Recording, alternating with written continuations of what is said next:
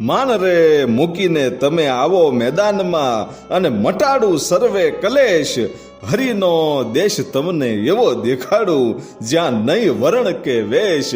હરિનો દેશ તમને એવો દેખાડું કે જ્યાં નહીં વર્ણ ને વેશ. એક એકડો જે વ્યક્તિ ભણ્યું ન હોય એવી અભણ વ્યક્તિ એક શબ્દની અંદર મને તમને એવું સમજાવી દે કે મારા ને તમારા કાળજા ફાટી જાય એવી ભક્ત કવિત્રી એટલે માં ગંગા સતી. અને માં ગંગા સતીના સંપૂર્ણ ઇતિહાસની આપણે જ્યારે વાત કરવી છે ત્યારે હું એટલું કહી શકું કે આખા વિશ્વને જ્ઞાન પ્રાપ્ત કરવા માટે કે ભક્તિ પ્રાપ્ત કરવા માટે શાસ્ત્રોનું વાંચન કરવું પડે, શાસ્ત્રોનું જ્ઞાન લેવું પડે. પણ ગુજરાતની ધન્ય ઘડી અને ધન્ય ભાગ્ય છે ગુજરાતના કે જેને ભક્ત કવિત્રી માં ગંગા સતી મળ્યા અને 52 ભજનો લખ્યા. એમાં તમામ શાસ્ત્રોનું જ્ઞાન આવી ગયું, જેમાં નવધા ભક્તિની વાત આવી ગઈ. અને કોને શિષ્ય બનાવાય, કોને ગુરુ બનાવાય, કોને દાન અપાય અને કોની સાથે કેવી રીતે વર્તન કરાય એ બધું જ જ્ઞાન છે ને એ આ ગંગા સતીના એમ કહેવાય છે કે 52 ભજનોની અંદર બધું જ આવી ગયું છે. આ ગુજરાતને કોઈ પણ શાસ્ત્રો વાંચવાની જરૂર નથી. માત્ર ને માત્ર માં ગંગા સતીના 52 ભજન સાંભળી લો એટલે એમાં બધું આવી જાય છે. એવા ભક્ત કવિત્રી માં ગંગા સતી, પાનબાઈ અને કહળસંગ ભગતના સંપૂર્ણ ઇતિહાસની જ્યારે આપણે વાત કરવી હોય ત્યારે માં ગંગા સતીનું મૂળિયું તપાસવું પડશે. કારણ કે આપણે સંપૂર્ણ ઇતિહાસની વાત કરવી છે, આપણે અધૂરી વાતો નથી કરવી. એના જન્મથી એના મૃત્યુ સુધીની તે વાતો આવશે જ, પણ એ પહેલા એની પેઢી કોણ હતી, એનું કુળ કયું હતું, એ કઈ જ્ઞાતિમાં હતા, અને પાનબાઈ કોણ હતા, કહળસંગ ભગત કોણ હતા, એનું કુળ કયું હતું, પાનબાઈ કઈ જ્ઞાતિના હતા, એ સંપૂર્ણ ઇતિહાસની જ્યારે આપણે વાત કરવી હોય ત્યારે એના મૂળિયા તપાસવા પડે. એનું મૂળિયું છે જુનાગઢમાં, અને જુનાગઢના રા નવઘણજી અને રા નવઘણજીના દીકરા રા ભીમજી, અને રા ભીમજીને સરવા ગામ સહિત 350 ગામનો ગ્રાસ જ્યારે મળ્યો ત્યારે પોતે સરવા ગામે રહેવા માટે જાય છે ને ત્યાં વસ્યા. પછી તેની પેઢીઓ, તેનો વંશવેલો છે એ આગળ વધ્યો અને એ સરવા ગામમાં વસવાટ કર્યા પછી ઈ ક્ષત્રિય કુળ સરવૈયા કહેવાના. કારણ કે સરવા ગામમાંથી આવ્યા હતા. એ સરવા ગામથી એમ કહેવાય છે કે સરવૈયા તરીકે આ શાખ અપનાવી અને સરવૈયા કહેવામાં આવે છે. એની શાખ સરવૈયા, અને ત્યાંથી એ પેઢીઓ છે એ આગળ વધે છે. અને એમ કરતા કરતા એક સમય એવો હતો કે પોતાના રાજના સીમાડા વધારવા માટે બીજાના રજવાડા માથે ચડાઈઓ કરતા અને હારજીત થતી. જે હારી જાય એનું રજવાડું છે, જે જીતી ગયો હોય એ રાજાને જાય. એવી રીતે પોતાની રાજના સીમાડા વધારવા માટે યુદ્ધોત્પન્ન થતા. આવી રીતે ચાલતા ચાલતા આ બહાદુર સરવૈયા ક્ષત્રિયોએ ઘણા બધા ગામડામાં કબજો જમાવ્યો હતો. એમાંના પાલીતાણાથી જે 20 કિલોમીટર થાય એ ગામ હાથસણી. એ હાથસણી અને તેની આસપાસના જે ડુંગરાળ ઊંડા એ જે ગામડાઓ હતા એ વિસ્તારને કબજે કર્યો. અને ત્યાં કબજો જમાવ્યા પછી એ વિસ્તારને ઊંડ સરવૈયાવાડ તરીકે ઓળખાણ મળી હતી. ઊંડ સરવૈયાવાડ કહેવાતો. એવી રીતે પોતે કબજો જમાવ્યો છે. અને પછી હાથસણીના દરબાર શ્રી રાણાજી સરવૈયા એને રાજપરા, રાણપરડા અને કેરિયા આ 3 ગામનો ગ્રાસ મળ્યો. ત્યારે રાણાજી સરવૈયા છે એ રાજપરા ગામે જઈ અને વસ્યા. ત્યાં એનો વંશવેલો છે એ આગળ વધ્યો. અને પછી રા નવઘણજીની 18મી પેઢીએ અને રાણાજીની 6ઠી પેઢીએ એ રાજપરામાં ભાઈજીભી સરવૈયા થયા. એ જેસાજીના દીકરા ભાઈજીભી સરવૈયા. અને ભાઈજીભી સરવૈયાના લગ્ન ચિત્રાવાવના રાઓલ સતાજીની કુંવરી રૂપાળીબા સાથે થયા અને પછી એને 5 સંતાન થાય છે. એમાં પહેલી છે એ દીકરી છે મોટી, અને પછી 4 દીકરાઓ છે. મોટી દીકરી ઈ જ આપણા ગંગા સતી, ઈ ગંગાબા, અને એમનાથી નાના ભાઈ દાદભા, જેનું વનાજી પણ નામ હતું, બીજું નામ વનાજી હતું દાદભાનું, અને ત્રીજા સંતાન સરતાનજી, અને ચોથા હરિસિંહ, જેનું હરભમજી પણ બીજું નામ હતું, અને 5મા જીજીભી. આ 5 સંતાનો, અને એમાં માં ગંગા સતી છે એ મોટા, એક જ બેન, અને ગંગા સતી છે એ ધીમે ધીમે એમ કહેવાય છે કે રાજપરાની રૂડી ધરતીમાં મોટા થાય છે. પણ રાજપરા ક્યાં આવેલું છે એનું પણ હું તમને એડ્રેસ આપું તો રાજપરા જેસરની બાજુમાં આવેલું છે. ભાવનગર જિલ્લાનું જેસર તાલુકાનું એ રાજપરા ગામ છે. પહેલાં પાલીતાણામાં હતું.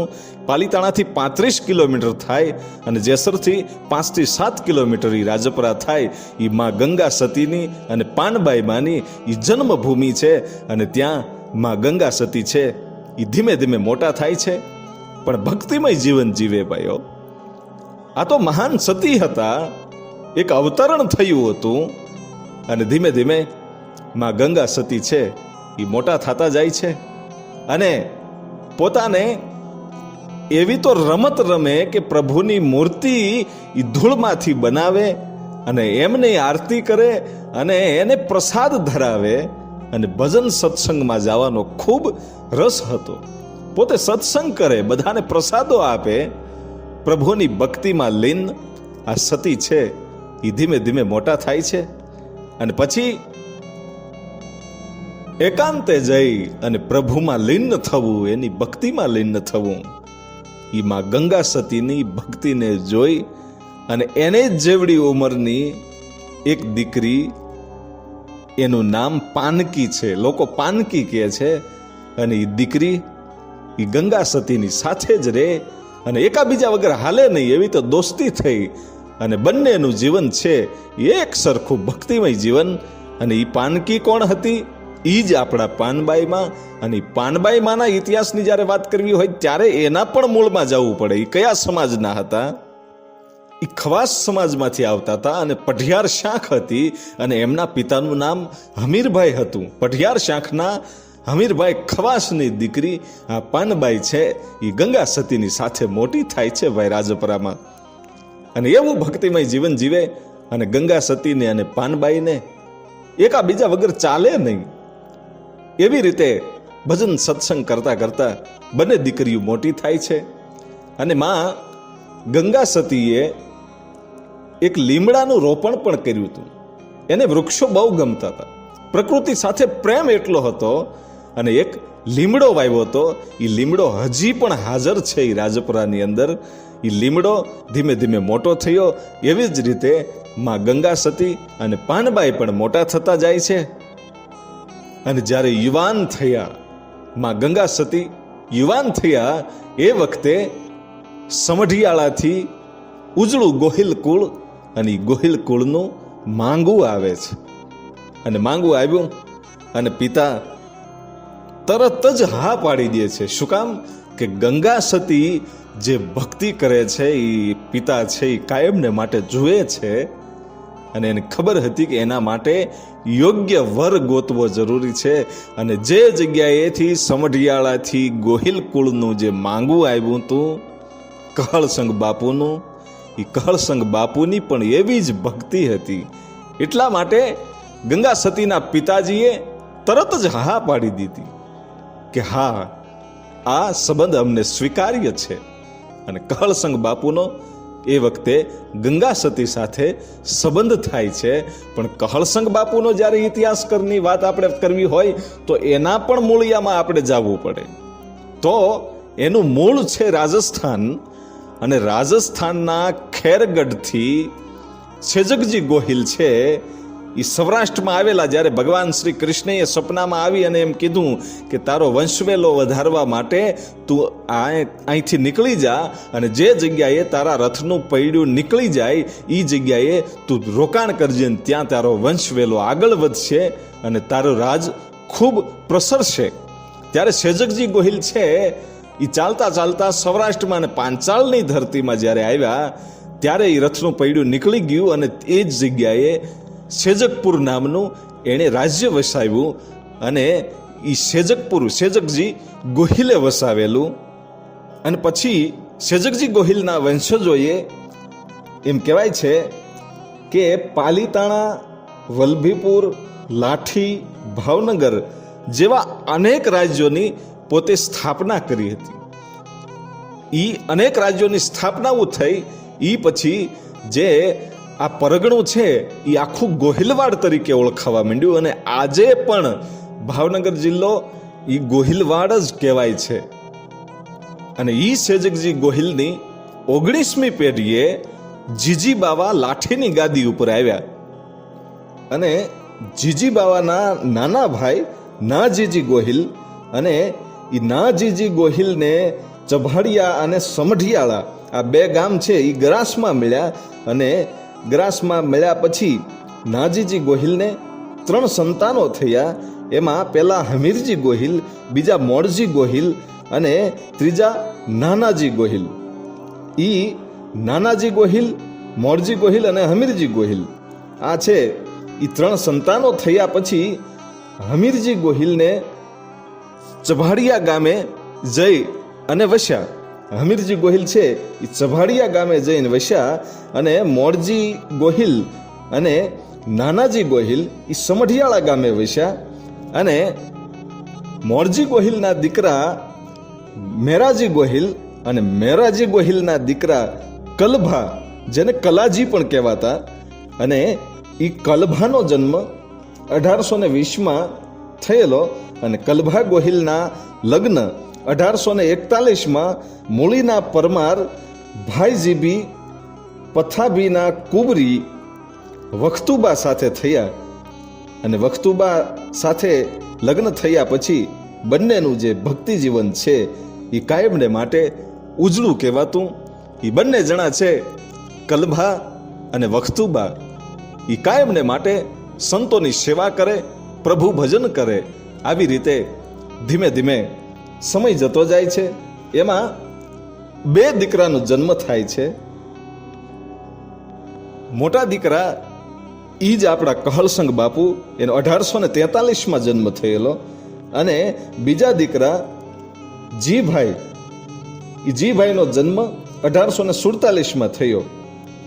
અને બંને દીકરાઓ છે એ ધીમે ધીમે મોટા થાય છે. એમ કરતા કરતા કલભાઈએ બંને દીકરાઓને, કહલસંગને અને જીભાઈને બંનેને જૂનાગઢની યાત્રા પણ કરાવી. અને પછી જ્યારે યુવાન થાય છે કહલસંગ, એ વખતે એકવાર પોતે સસલાનો શિકાર કરી અને થેલામાં નાખી અને હાલ્યા આવતા હતા. એ વખતે એક મહાયોગી સંત છે ને એને સામા મળે છે અને એ સંતે એમ કીધું કે આ થેલીમાં શું છે? અને એ વખતે નિડરતાથી કહલસંગ બાપુ છે એ એમ કહે છે કે મેં શિકાર કર્યો છે, મારો શિકાર આ થેલીમાં છે. અને એ વખતે એ મહાસિદ્ધ યોગી એટલું જ કહે છે કે તમે ક્ષત્રિય છો અને ક્ષત્રિય હોય ને એ તો રક્ષક હોય છે, એ ભક્ષક ન હોય. ક્ષત્રિયને તો રક્ષણ કરવાનું હોય અને જે વ્યક્તિ જીવ ન દઈ શકે એને બીજા કોઈનો જીવ લેવાનો અધિકાર નથી. એટલું જ્યારે સાંભળ્યું ત્યારે એમ કહેવાય છે કે કહલસંગ બાપુને મગજની અંદર એવું ઘૂસું ચડી ગયું કે ઓહો, જે વ્યક્તિને જીવ દઈ નથી શકતો એને જીવ લેવાનો અધિકાર નથી. આ શબ્દ છે એ મગજમાં તો ઘૂસી ગયો. પણ જે સંત છે, જે મહાયોગી છે, એ કહલસંગ બાપુને એટલું કહે છે કે થેલીમાંથી તારો શિકાર બારો કાઢી નાખ. કે બાપુ એ તો સસલું છે અને મરી ગયેલું છે, હવે એનો કોઈ ફાયદો નથી. કે નહીં, તું એ થેલામાંથી શિકારને બારો કાઢી નાખ. અને સસલાને નીચે નાખ્યું, મરી ગયેલું સસલું. અને એની ઉપર પાણીની અંજલી જ્યારે એ સંતે છાટી ત્યારે સસલું છે એ બેઠું થઈ અને નીકળી ગયું ને એ સજીવન થતા એ સસલાને જોયું. પછી તો ભાઈ અંદરથી એમ કહેવાય છે કે ભક્તિનો રંગ જાગ્યો અને કીધું કે બાપુ તમે મને છે ને આ ભક્તિ શીખવાડો, તમે મને તમારા રસ્તે લઈ જાઓ, આ રંગ મને લગાડો, પ્રભુ ભક્તિનો રંગ મને લગાડો.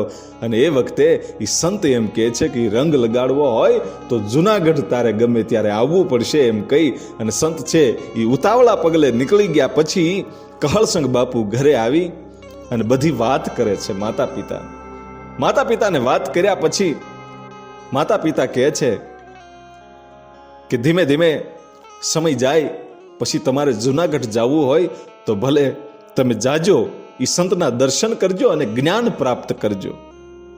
અને પછી તો કહળસંગ બાપુએ નિર્ણય લીધો કે આજ પછી ક્યારેય શિકાર નહીં કરું. અને પછી એમ કહેવાય છે કે પોતાનું ભક્તિમય જીવન છે આગળ વધતું જાય છે. અને કાયમને માટે હનુમાનજી મહારાજની એમ કહેવાય છે કે પૂજા કરે, ભક્તિ કરે. કાયમ વહેલા હવારે ઉઠી અને કાળુભાર નદીમાં જઈ અને સ્નાન કરી અને પછી એમ કહેવાય છે કે પોતે સૂર્યને અર્ઘ આપી ભગવાન સૂર્યનારાયણને પ્રાર્થના કરી, માતા પિતાને પગે લાગી અને પછી જ અન્નનો દાણો છી મોઢામાં મૂકે. અને આવો નિયમ લઈ અને હનુમાનજી મહારાજની પૂજા કરતા કરતા એક દિવસ ઘટના એવી બની કે સવાર છે, પોતે કાળુભાર નદીમાં સ્નાન કરે છે અને એક જ પન્નિયું છે એ પહેરેલું છે, પોતળી પહેરેલી છે પોતાના પન્નિયાથી. અને જે સાધુ સસલું જે સજીવન કર્યું હતું એ જ સાધુ નદીના કાંઠે આવીને ઉભા રહ્યા અને સામે નજર ગઈ કે ઓહો, જે સાધુએ આ સસલાને સજીવન કર્યું હતું એ જ સાધુ છે આજે મને દર્શન દેવા માટે આવ્યા છે. જ્યારે એ સાધુની સામે નજરમાં નજર મળી એ વખતે સાધુએ એમ કીધું કે મારે ઉતાવળ છે અને કહળસંગ તું મને પન્નિયું આપ. જે પન્નિયું એણે પહેરેલું છે નાવા માટે એ પન્યાની જ્યારે સંતે માંગણી કરી ત્યારે કીધું કે તમે ઘડીક વાર ખમો, હું હમણાં ઘરે જઈ અને તમને બીજું પન્નિયું નવું પન્નિયું આપું. કે એમ નહીં, મારે ઉતાવળ છે અત્યારે, એકદમ જલ્દીથી મારે જવાનું છે, તારે આપવું હોય તો આ તે પહેરેલું છે પન્નિયું આપી દે. અને એ વખતે કાંઈ પણ વિચાર કર્યા વગર માત્ર ને માત્ર એક જ પન્નિયું જે બાંધેલું હતું કમરે એ એમ કહેવાય છે કે નીચોવી અને સંતને ઘા કર્યું. અને જે સંત છે એ નીકળી જાય છે અને પછી પોતે નગ્ન અવસ્થામાં થઈ જાય છે અને પાણીમાં રહે છે. અને એમ લાગ્યું કે કોઈ જો અહીંથી નીકળે તો એને કહું કે મને ઘરેથી કંઈક એકાદું પન્નિયું લાવી દે, એવું જ્યાં વાટ જોવે છે. અને એમ કરતા કરતા પોતાની કમરે જ્યારે હાથ ગયો ત્યારે ખબર પડી કે હજી તો પન્નિયું મેં પહેરેલું છે. ત્યારે ખબર પડી કે જે સંત પન્નિયું માંગવા માટે આવ્યા હતા એ સંત હવે જુનાગઢ બોલાવે છે. આ એક એનો એવો સંકલ્પ હતો, એ મને યાદ દેવડાવવા માટે આ સાધુ અહીંયા આવ્યા હતા. કારણ કે એ કોઈ જેવો તેવો સંત તો નથી, જેવો તેવો કોઈ સંત તો છે નહીં, મહાયોગી છે. એટલે મને યાદ દેવડાવ્યું છે જુનાગઢ જવાનું. એટલા માટે પોતે કાળુભાર નદીમાં સ્નાન કરી અને ઘરે જઈ અને માતા પિતાને વાત કરી કે આવી બધી ઘટના મારી સાથે બની છે અને હવે મારે જુનાગઢ તો જવું જ પડશે, ગમે એમ થાય મારે જુનાગઢ જવું છે. અને એ વખતે માતા પિતાને એમ લાગ્યું કે જુનાગઢ ભલે જાય પણ એકલું ન જવાય, રસ્તો અઘરો છે, એટલે કોઈનો સથવારો લેતા જાઓ. એટલે કહળસંગ બાપુને પોતાના પિતા કલભા બાપુ એમ કહે છે કે મારા મોટા ભાઈનો દીકરો જે કલભા બાપુ છે એના મોટા ભાઈ મનુભા બાપુ અને મનુભા બાપુનો દીકરો વજુભા, એણે એમ કીધું કે વજુભાને તું સાથે લેતો જા અને તમે જુનાગઢ જાઓ યાત્રાએ. અને પછી બંને ભાઈઓ છે એ જુનાગઢ યાત્રાએ જાય છે.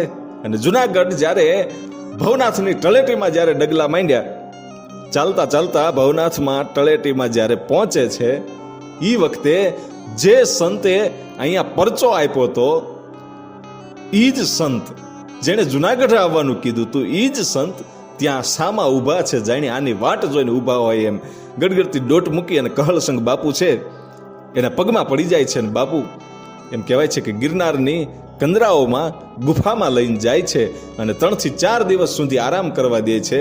અને માત્ર ને માત્ર સમાચાર જ પૂછ્યા છે, બીજી કોઈ વાત નથી કરી. અને 5 દિવસે જ્યારે થાક ઉતર્યો ત્યારે એ સાધુ છે એમ કહે છે કે તમે કયા કારણોસર અહીંયા આવ્યા છો. અને એ વખતે વજુભા બાપુ છે એ વજુભા એમ કહે છે કે હું સંસારમાં રહી અને ભક્તિ કરવા માંગુ છું અને બસ સંસાર મારો સુખમય વીતે એવું હું ઈચ્છું છું. એટલે આપના આશીર્વાદ લેવા માટે, આપના દર્શન કરવા માટે આવ્યો છું. અને કહળસંગ બાપુએ એમ કીધું કે બાપુ, મારે તો સંન્યાસ લેવો છે અને સંન્યાસી જીવન જીવવું છે, ભક્તિ જીવન જીવવું છે. અને એ વખતે એ સંત એમ કહે છે કે બાપ કહળસંગ, તારે સંસાર છોડવાનો નથી, તારે સંસારમાં રહી લગ્ન કરી અને ગરીબોની સેવા કરવાની છે, જરૂરતમંદોની સેવા કરવાની છે, ભૂખ્યાને ટુકડો દેવાનો છે. તારે સંસારમાં રહીને આ બધું કરવાનું છે. તારે ભક્તિ તો કરવાની જ છે, પણ સંસારમાં રહીને ભક્તિ કરવાની છે. એ ગુરુનો આદેશ માન્યો. અને એ ગુરુ કોણ હતા? એ સંત કોણ હતા? એ જુનાગઢના સંત શ્રી રામેત્વન હતા. રામેત્વન એટલે કોણ? એના તો બહુ મહાન જાજા શિષ્યો છે. એના એક મહાન ભક્ત કવિ શ્રી ભોજા ભગત. એ ભોજા ભગત કોણ? આપણા વીરપુરના જલારામ બાપાના ગુરુ એટલે ભોજા ભગત. અને એ ભોજા ભગતના ગુરુ એટલે રામેત્વન. એ રામેત્વન અને એમના બીજા શિષ્ય એટલે આપણા કહળસંગ બાપુ. અને કહળસંગ બાપુને એમ કીધું કે તું લગ્ન કરી લેજે અને લગ્ન જીવનમાં એમ કહેવાય છે કે આ સંસારમાં રહી અને ગરીબોની સેવા કરજે, ભૂખ્યાને ટુકડો આપજે અને ભજન ભક્તિ કરજે. ત્યાંથી પોતે ગુરુ ધારણા કરી અને જુનાગઢથી બંને ભાઈઓ છે એ ધીમે ધીમે નીકળી જાય છે અને પાછા સમઢિયાળામાં સાંજને ટાણે પહોંચ્યા. અને રામજી મંદિરમાં એમ કહેવાય છે કે પોતે આરતીના દર્શન કરી અને પોતે ઘરે જાય છે અને પોતાના માત પિતાને એમ કહેવાય છે કે વાત કરે છે, પોતાના ગુરુના વખાણ કરે છે અને કહે છે કે મને ગુરુએ એમ કીધું છે કે સંસારમાં રહીને ભક્તિ કરવાની છે. અને એ વખતે પોતાના માતા પિતા મા વખતુબા અને પિતા કલભા, એ કલભા ગોહિલને એમ થયું કે હવે કહળસંગ છે યુવાન થયા છે અને એના માટે યોગ્ય કન્યા ગોતવાની છે. એટલે કન્યા ગોતતા ગોતતા ખબર પડી કે બહુ ભક્તિમંત જીવન જીવવાવાળા, ભક્તિમય જીવન જીવવાવાળા જેસરની બાજુમાં જે રાજપરા ગામ છે, એ રાજપરા ગામમાં સરવૈયા ભાઈજીબીની દીકરી બહુ ભક્તિમય જીવન જીવે છે અને ત્યાં માંગુ લઈને જાય છે. અને એ વાત આપણે જે જગ્યાએથી ઊભી રાખી હતી ગંગા સતીની, ત્યાં આ વાત આવી અને જ્યારે ભળી જાય છે કે ગંગા સતીનું માંગવું આવ્યું. અને ભાઈજીબી સરવૈયાએ એમ કહેવાય છે કે આ ગોહિલ કુળનું ઉજળું કુળ કહળસંગ બાપુ અને ગંગા સતીનો સંબંધ થયો અને લગ્ન નક્કી થયા. એ વખતે પાનબાઈ છે ઈ મૂંઝાય છે કે ઓહો, મારી બેનપણી છે વહી જાહે તો મારું શું થશે? એ વખતે પાનબાઈ મૂંઝવણમાં છે. અને એ વખતનો એક સમય હતો, એવો એક રિવાજ હતો કે ક્ષત્રિયની દીકરી જ્યારે સાસરે જાય એ વખતે એના કામમાં મદદરૂપ બનવા માટે એક વડારણને મૂકવામાં આવતા. ગંગા સતીની સાથે વડારણ તરીકે કોને લઈ જવા છે એ ગંગા સતીને પૂછવામાં આવ્યું અને ગંગા સતીએ પાનબાઈનું નામ દીધું કે હમીરભાઈની દીકરી પાનબાઈને મારે મારી સાથે લઈ જાવી છે. અને ગંગા સતીની સાથે એમ કહેવાય છે કે વડારણ તરીકે પોતાનું કામ કરવા માટે, પોતાને એમ કહેવાય છે કે જે કાંઈ ઘરનું કામ હોય એમાં મદદ કરવા માટે વડારણ તરીકે માં પાનબાઈ એમને સાથે લઈ જવાનો જ્યારે નિર્ણય કર્યો. અને પછી સમઢિયાળાથી વેલડું છે એ વેલ તેડવા માટે આવ્યું અને સમઢિયાળા ગયા. પછી માં ગંગા સતી અને કહળસંગ બાપુના એમ કહેવાય છે કે 1864ની સાલમાં લગ્ન થયા. અને પછી માં ગંગા સતીએ પહેલા જ દિવસથી એવું નિયમ લીધું કે પોતાના પતિના ચરણોનો જમણા પગનો જે અંગૂઠો છે એ ધોઈને ચરણામૃત લઈ અને પછી જ અન્નનો દાણો મોઢામાં નાખવાનો, એ પહેલા જમવાનું નહીં. અને કદાચ જો એકાબીજાને બારગામ જવાનું થયું હોય અને હાજર ન હોય તો માં ગંગા સતી છે એ ચાંદીની એક ડાબલી રાખતા અને એની અંદર ચોખાના દાણા રાખતા, જે કહલસંગ બાપુના ચરણ પગલા એની ઉપર મુકાવી અને ઈ ચોખા છે એ ચાંદીની ડાબલીમાં લઈ લીધા. અને કદાચ કહલસંગ બાપુ બહાર ગામ ગયા હોય કે માં ગંગા સતી બહાર હોય ત્યારે ડાબલી પોતાની સાથે રાખે અને એમાંથી સવારે સ્નાન કરી અને એક ચોખાનો દાણો છે પોતાના મુખમાં મૂકી અને પછી જ બધું કાર્ય કરવાનું, પછી જ જમવાનું, આવો નિયમ લીધો. અને આવી માં સતી, ગંગા સતી અને એમની સાથે પાનબાઈ છે. અને ઘણી વાર્તાઓમાં અને ઘણા ફિલ્મોમાં એવું પણ કહેવામાં આવ્યું છે કે પાનબાઈ છે એ ગંગા સતીના દીકરાના પત્ની હતા, એટલે કે ગંગા સતી છે એ પાનબાઈના સાસુ હતા. પણ આ વાત છે એ તદ્દન ખોટી છે. પાનબાઈ છે એ વડારણ તરીકે ગંગા સતીના કામમાં મદદ કરવા માટે આવ્યા હતા. સાચી વાત આ છે. પણ બંને બેનપણીઓ તો હતી, પણ પાનબાઈને ગંગા સતીની ભક્તિ ઉપર બહુ વિશ્વાસ હતો. એટલા માટે પોતે ગંગા સતીના એક એક શબ્દો ઉપર ધ્યાન આપતા.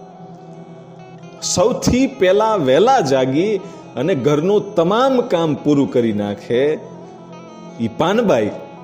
બધું જ કામ પૂરું કરી નાખે. વાસણ ઉટકવાના હોય તોય ભલે, કપડાં ધોવાના હોય તોય ભલે, વાસિંદુ કરવાનું હોય તોય ભલે, જે કાંઈ ઘરકામ હોય એ સૌથી પહેલા વહેલા ઉઠી અને પાનબાઈમાં છે એ બધું જ કામ કરી નાખે અને પછી પોતે સ્નાન કરે અને પછી પૂજા પાઠ કરે.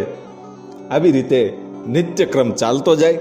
એમ કરતા કરતા સમય જાય છે. પછી માં ગંગા સતીને ત્યાં એક દીકરીનો જન્મ થાય છે. 1866માં જે દીકરીનો જન્મ થયો એનું નામ બાઈ રાજમાં રાખવામાં આવ્યું. એ બાઈ રાજબા ધીમે ધીમે મોટા થતા જાય છે અને પછી પણ એક દીકરીનો જન્મ થયો.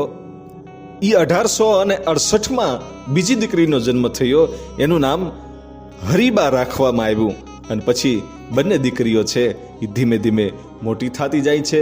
આખા ઘરની અંદર જે પોતાનો દરબારગઢ છે એમાં રહે છે અને ભક્તિમય જીવન જીવતા જાય છે. આખા ઘરમાં છે એ આખું વાતાવરણ છે એ ભક્તિમય બની ગયેલું હોય. પણ એક દિવસની ઘટના એવી બની, કહલસંગ બાપુ છે એને પોતાના સાસરિયામાં જવાનું થયું અને સાસરિયે ગયા એટલે એમના જે ત્યાં શાળાઓ હોય એને એમ લાગ્યું કે આપણે જમાઈની મશ્કરી કરવી છે. એટલે જમાઈની મશ્કરી કરવા માટે એમ કહેવાય છે કે એ સમયમાં કોઈ પણ મહેમાન આવે એટલે એમને પીરસવા માટે વાણંદને બોલાવવામાં આવતા.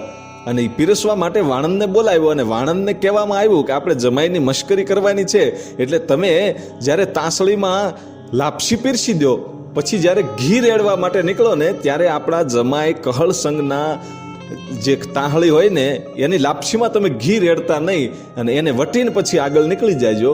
આવી મશ્કરી કરવાનું જ્યારે નક્કી કર્યું ત્યારે કહલસંગ બાપુ છે એ પંગત પડીને જમવા બેઠા બધા મહેમાનો.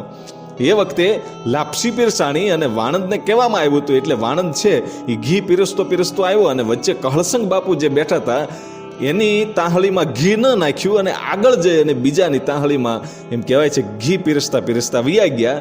પણ આ તો ભાઈ મહાયોગી હતા, સંત હતા અને એણે તો પોતાની ભક્તિ દ્વારા ઘણી બધી સિદ્ધિઓ પણ પ્રાપ્ત કરી લીધી હતી.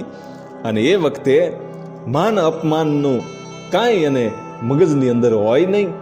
અને એવો સંત એ મહાયોગી કહલસંગ બાપુ છે એ પોતે પોતાનું પન્યું લઈ અને પોતાની લાપસી ભરેલી જે તાહળી છે એની ઉપર ઢાંકી અને 2 સેકન્ડ જેટલું સમય લઈ અને પ્રભુનું નામ લઈ અને જ્યારે એ પન્યું ઉચકાયું એ વખતે અહીંયા ઘી રેડ્યું નહોતું, છતાંય લાપસીમાં ઘી છે એ ખદબદતું હતું. અને એ જ્યારે આ લોકો જોઈ ગયા ને ત્યારે એમ લાગ્યું કે ઓહો, હા કોઈ સામાન્ય વ્યક્તિ નથી, આ તો મહાપુરુષ છે. અને બધાએ પગે પડ્યા અને કહે છે કે અમે તમારી મશ્કરી કરી, અમને માફ કરો, અમે તમને ઓળખી ન શક્યા, તમારી ભક્તિને અમે ઓળખી ન શક્યા. અને એ વખતે કહળસંગ બાપુ એમ કહે છે કે મશ્કરી જમાઈની ન થાય તો બીજાની કોની થાય? એ બધું બરાબર જ છે. એ તો તમારે માફી માંગવાની જરૂર ન હોય, તમારે તો મશ્કરી કરાય એમ કહી અને પછી સૌ છે એ સાથે બેસી અને જમે છે. અને પછી તો કહળસંગ બાપુની ભક્તિ છે એ ગામો ગામ વખણાવા મળી. ધીમે ધીમે બધાને ખબર પડવા મળી કે આ કોઈ મહાન સંત છે. એવી રીતે સમય જતા કહળસંગ બાપુના દર્શન કરવા માટે લોકો આવતા થયા અને કહળસંગ બાપુને ભગત બાપુનું બિરુદ મળ્યું. લોકો ભગત બાપુ તરીકે ઓળખતા હતા. અને પછી ભગત બાપુ તરીકે ગામો ગામમાં એમ કહેવાય છે કે માણસો છે ભગત બાપુના દર્શન કરવા માટે પણ આવવા લાગ્યા. અને દરબારગઢ અને દરબારગઢની અંદર જાણે મોટું આશ્રમ જ હોય એવી રીતે એમ કહેવાય છે કે ગરીબોની સેવા કરે, નબળા માણસ હોય, નાના માણસો હોય એની મદદ કરે. ટુકડો ત્યાં હરી ઢુકડો એ એક મંત્ર લઈ માં ગંગા સતી અને કહળસંગ બાપુ છે એવું ભક્તિમય જીવન જીવે. અને એ જીવનને એમ કહેવાય છે કે એવું જ જીવન જીવનારા માં પાનબાઈમાં પોતાનું કામ તો કરતા જાય, સાથે સાથે જે કાંઈ ભક્તિની વાતો હોય, જે કાંઈ ભજનો ગવાતા હોય એ પોતે સાંભળતા જાય. એ પાનબાઈમાએ પણ એટલી જ ભક્તિ કરી. અને એમ કરતા કરતા સમય જાતો જાય છે.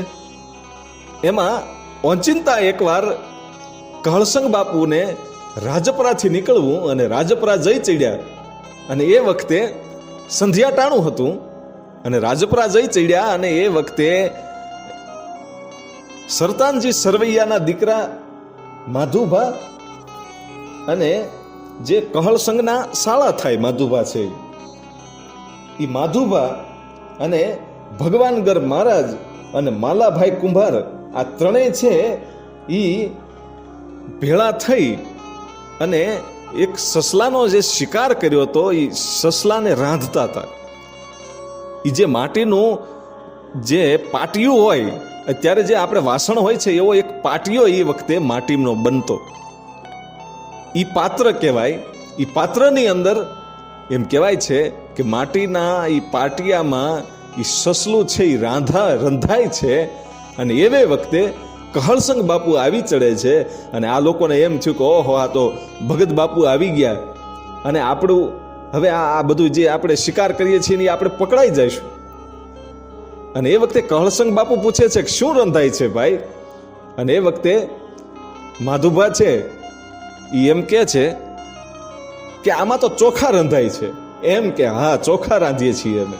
કે કાંઈ વાંધો નહીં, હમણાં હું હાથ પગ ધોઈ અને આરતીનું ટાણું છે, મંદિરે જઈ અને આરતીના દર્શન કરીને પાછું આવું, પછી આપણે બધાય સાથે જમશું. કહળસંગ બાપુ એમ કહીને ગયા. અને પછી આ લોકોને એમ થયું કે આપણું હકીકત તો હવે બહાર આવશે. આપણે તો અહીંયા સસલું રાંધીએ છીએ અને આપણે કીધું છે ચોખા, આપણું જૂઠાણું છે એ પકડાઈ જશે. અને એ વખતે ભગવાનગર મહારાજ છે એ આડા હવળા થઈ ગયા કે મારું નામ આમાં ક્યાંય ન આવી જાય. અને માધુભા અને માલાભાઈ કુંભાર છે એ ત્યાં રહે છે. અને એ વખતે કહળસંગ બાપુ આવી અને બેસી ગયા કે હાલો હવે આપણે જમી લઈએ. અને આ લોકો વિચાર કરે છે કે આને પીરસવું કેમ, આપણે તો સસલું રાંધ્યું છે. અને એ વખતે કહળસંગ બાપુ કહે છે કે બેસી જાઓ એકદમ, હવે ભગવાનગર ક્યાં ગયા? કે એ હમણાં આવશે. હે કે એ હમણાં આવશે? કે કાંઈ વાંધો નહીં, એ આવે ત્યારે જમી લેશે, પણ આપણે તો જમી લઈએ, હવે મને ભૂખ લાગી છે. એમ કરીને કહળસંગ બાપુ છે એ પરાણે માધુભાને અને માલાભાઈ કુંભારને બંનેને બેસાડે છે. અને પોતે જ જે ઓલો પાટિયો હતો જેમાં રંધાયેલું હતું સસલું, એ પાટિયું લઈ અને એને ખોલી અને પીરસવા લાગ્યા. અને જ્યારે ત્રણેય થાળી પીરસાણી ત્યારે એમાંથી ચોખાનો જ પાક નીકળ્યો હતો. જે ચોખા રાંધીએ છીએ એવું બોલ્યા હતા, એમાં જે સસલું રાંધેલું હતું ને એના ચોખા બની ગયા હતા. આવી એની પાસે ભક્તિ હતી. એની ભક્તિની તાકાતથી એ સસલામાંથી એમ કહેવાય છે કે ચોખા બની ગયા. અને ચોખા જોયા પછી માલાભાઈ જે કુંભાર હતા એ ગળગળતી ડોટ મૂકી અને ભગવાન ઘર મહારાજને ગોતીને એમ કહે છે કે હવે જે સંત આપણી ઘરે આવ્યો છે ને એના પગમાં પડી જવાની જરૂર છે.